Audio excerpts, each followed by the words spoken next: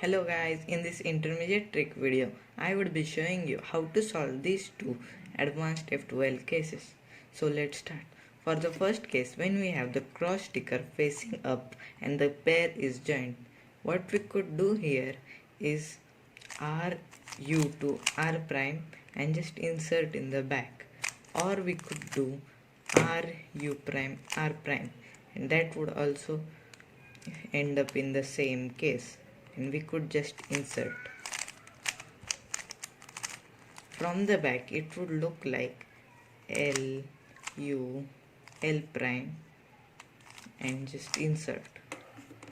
For the second case, when we have the cross sticker facing up and it is not solved like the other case, what we could do here is 3 times RU R prime U prime, like RU R prime U prime, RU R prime U prime, and that would set up this case and we could insert.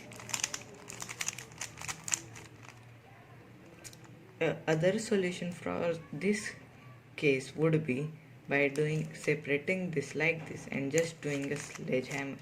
That would also separate this case and we could just insert. From the back, this pair would look like. Thank you for watching this video. If you find this helpful, please like and share this video and subscribe to my channel Cubing Tips and Tricks.